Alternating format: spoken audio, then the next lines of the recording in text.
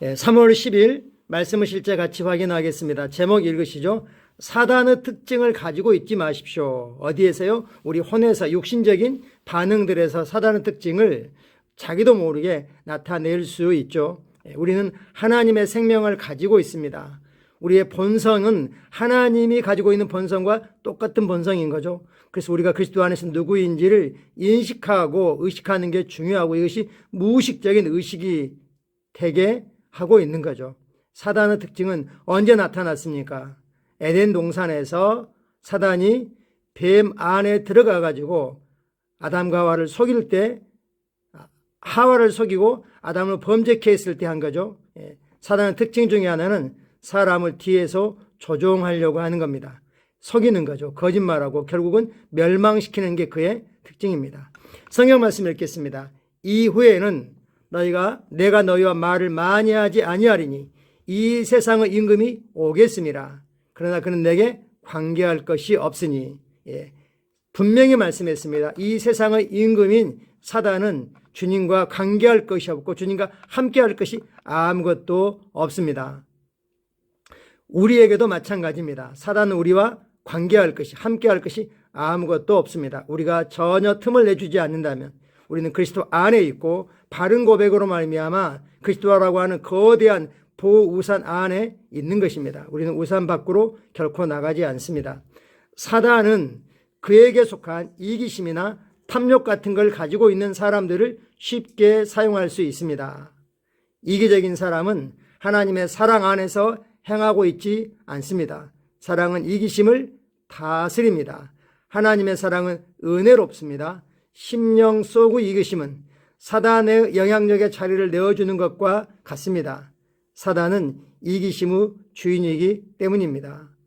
교회 안에서도 그럴 수 있는 거죠. 누군가가 더 관심받고 사랑받으면 성숙하지 않은 사람들은 괜히 비교하죠. 시기하죠. 주님이 그렇게 말씀했죠. 먼저 된 자가 나중되고 나중된 자가 먼저 되리라. 그럴 수 있는 거죠. 그러나 바나바 같은 사람은 결코 그러지 않았습니다. 자신이 청년 사울을 교회로 이끌었고, 그리고 그가 나중에 바울로서 교회 지도자가 되어서 선교를 이끌어가고 그럴 때 동역자로 함께 했습니다. 사단에게 속한 특징들, 시기, 이기심, 이기적인 욕망, 또는 분내는 것, 화내는 것, 악이나 비방이나 이런 것들은 사단에게 속한 거라고 말씀하고 있고, 그런 사람들은 하나님의 본성, 하나님의 사랑, 하나님의 생명의 특징을 나타내고 있지 않다라고 말씀하고 있죠. 그렇기 때문에 당신은 이기심과 탐욕 등 사단의 본성과 일치하는 특징을 삼가야 합니다. 왜냐하면 우리 게 아니기 때문이죠. 당신 안에 사단의 어떠한 특성도 허용하지 마십시오. 예수님은 말씀하셨습니다. 이 세상의 임금이 오겠습니다. 그러나 그는 내게 관계할 것이 없으니. 예수님 안에는 사단이 사용할 수 있는 것이 아무것도 없었습니다. 그걸 나로 바꾸어서 같이 한번 읽어보죠. 내 안에는 사단이 사용할 수 있는 것이 아무것도 없습니다. 우리 생명의 교회에 속한 성도들 안에는 사단이 사용할 수 있는 것이 아무것도 없습니다. 예수님 안에는 사단이 주장하거나 영향력을 미칠 수 있는 요소가 단 하나도 없었습니다. 당신도 마찬가지여야 합니다. 사단이 당신에게 끌리거나 그의 목표를 이루는 데 사용할 수 있는 어떤 것도 당신 안에 가지고 있어서는 안 됩니다. 이것이 바로 당신이 언제나 사랑 안에서 살아야 하는 이유입니다. 사랑은 이기심과 해독에 대한, 탐욕에 대한 해독제입니다. 그리고 항상 진리를 말하십시오. 사랑 안에서 진리를 말하십시오. 진리를 말하되 그것을 사랑 안에서 말하라고 했습니다. 우리에게 팩트, 사실을 말하라고 하지 않았습니다. 우리가 누군가 얼굴을 볼 때 창백해 보인다. 요즘 너무 얼굴이 창백해 보여. 이건 사실을 말한 거지만 그를 세우거나 격려하는 게 아닙니다. 그냥 요즘 근황이 어떤지 물어볼 수도 있는 거죠. 잠언 6장 16, 19절은 당신이 반드시 삼가야 하는 사단의 본성과 일치하는 특성을 알려줍니다. 여호와께서 미워하시는 것, 곧 그 마음에 싫어하는 것이 6, 7가지이니 곧 교만한 눈, 거짓된 혀, 무지한 자의 피를 흘리는 손, 악한 계교를 꾀하는 마음, 빨리 악으로 달려가는 발, 거짓을 말하는 망령된 증인 및 형제 사이를 이간하는 자니라. 이게 사단에게 속한 특징이라고 성경은 말씀합니다. 그리고 성경은 우리에게 말씀합니다. 마귀에게 틈을 주지 말라. 에베소 4장 27절. 앞뒤 구절을 읽으면 언제 마귀에게 틈을 주는 거죠? 분을 낼 때.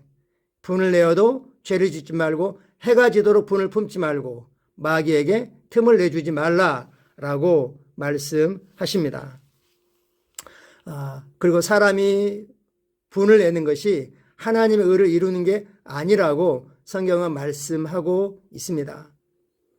내 기준과 다르게 되면 다른 사람을 판단하게 되고 그 때문에 쉽게 화를 낼 수 있죠. 이건 하나님의 사랑의 특징이 아니라는 겁니다. 당신의 삶에서 사단의 어떠한 특징도 허용하거나 발산 나타내지 마십시오. 하나님의 빛, 곧 말씀 안에서 걸으십시오. 하나님의 빛 안에서 걸으십시오. 하나님의 빛은 바로 생명이고 사랑입니다. 그러면 사단과 어둠의 모든 것이 당신으로부터 쫓겨날 것입니다. 당신 그 근처에 가까이 하지도 못할 것입니다. 하나님께서 우리를 흑암의 권세에서 사단의 압제에서 건져내셨습니다. 하나님 우리 아빠 아버지가 되셔가지고 결코 고아처럼 버려두지 않습니다. 초조해하고 염려하게 하고 이것들은 사단이 하는 짓입니다. 주님 우리에게 말씀하시죠. 아무것도 염려하지 말라. 모든 염려를 다 던져버려라. 주님께 맡겨버려라. 그러면 사단이 틈탈 수 없습니다. 참고 성경 구절입니다. 갈라디아서 5장 16절. 내가 너희에게 이르노니 너희는 성령을 따라 행하라.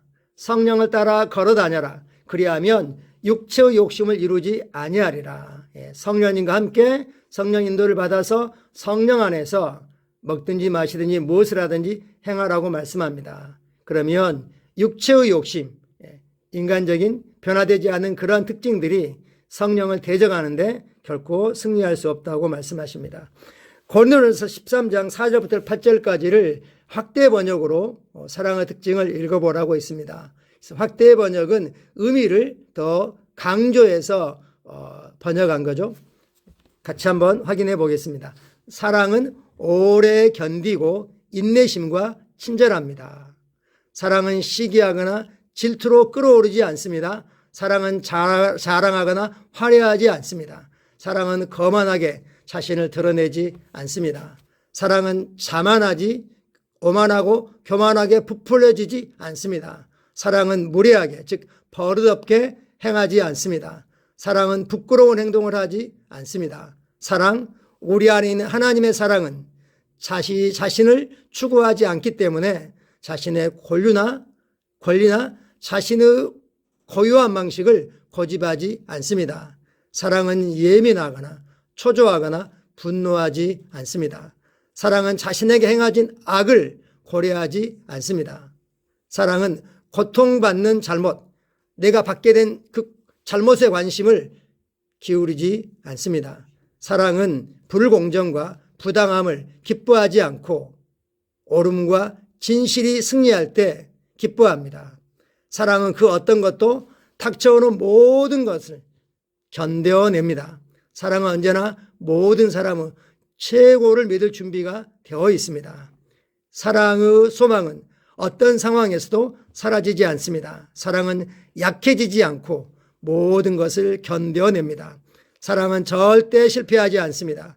사랑은 결코 사라지거나 쓸모없어지거나 끝나지 않습니다. 예언, 하나님의 뜻과 목적을 해석하는 은사, 예언은 성취되고 사라질 것입니다.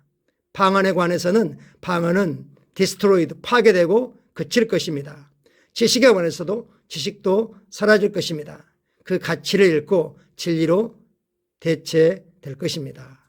정말 놀라운 번역입니다. 오늘 시간이 되시면 우리의 진짜 본성인 사랑의 특징에 대해서 몇 번 반복해서 읽으시고 묵상하시기를 권면합니다.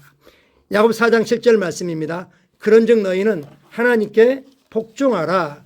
그리하면 마귀가 너희를 피하리라. 마귀를 대적하라. 그래야만 너희를 피하리라.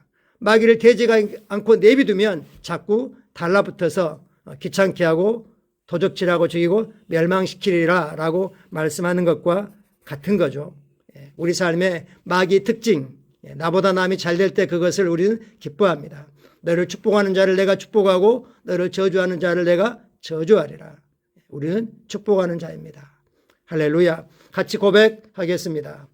이 세상의 임금은 내 안에서 그 아무것도 무엇도 찾을 수 없습니다. 나에게 생명을 준 하나님의 말씀은 완전하고 썩지 않습니다.